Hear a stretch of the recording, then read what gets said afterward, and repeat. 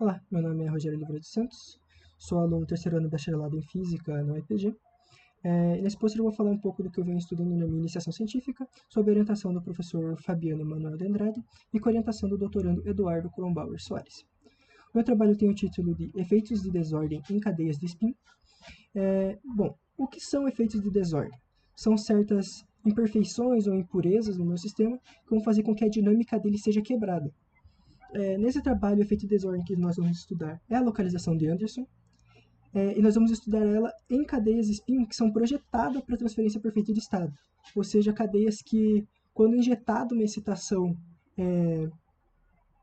em, em uma dessas suas extremidades, você vai conseguir encontrar ela com 100% de fidelidade no seu ponto antipodal, ou seja, na extremidade contrária.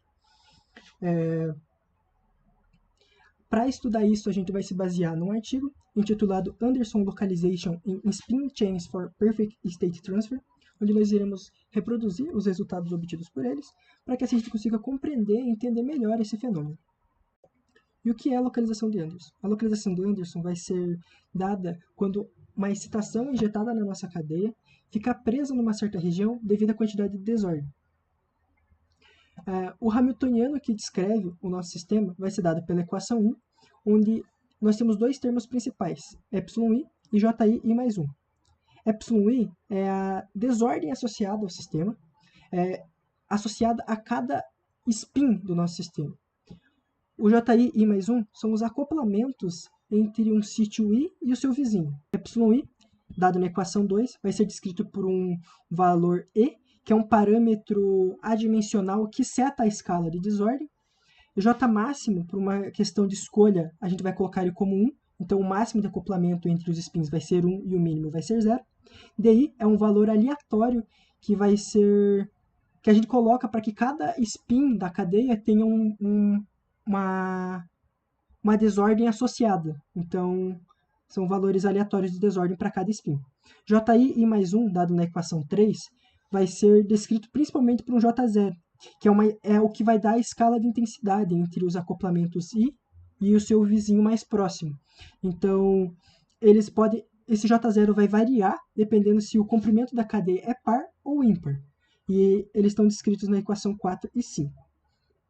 Agora, um parâmetro de comparação bom para saber se a gente ainda teve transferência perfeita de estado ou não é a fidelidade, que a gente vai basicamente comparar o estado inicial, que é onde a gente injeta a excitação, e o estado final, que é o ponto antipodal do estado inicial. Então, o ponto simétrico a ele. E ele vai ser dado pela equação 6. Agora, tempo de espelhamento. Para calcular a fidelidade, então, a gente tem que injetar a excitação num ponto inicial e esperar um tempo para ver se a gente teve a transferência perfeita de estado lá no ponto final, né, no ponto antipodal. E o tempo que a gente tem que esperar é um tempo de espelhamento. Então, é o tempo que ele demora para percorrer essa cadeia. Partindo agora para os resultados, aqui nós trazemos dois. Tanto para a figura 1 quanto para a figura 2, nós analisamos as situações onde a injeção da excitação é dada no início da cadeia, quanto quando ela é injetada no centro da cadeia. Para os dois casos também, nós vamos investigar em uma janela temporal entre 5 a 7 TM. A gente vai fazer isso para garantir que a gente está realmente avaliando a localização e não somente um deslocamento temporal. Para a figura 1, a gente vai fazer isso para comprimentos de cadeia de 100 a 1000 spins.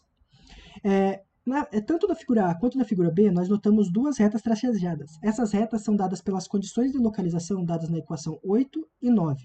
Essas linhas elas definem tudo acima delas como delocalizado e tudo abaixo como localizado.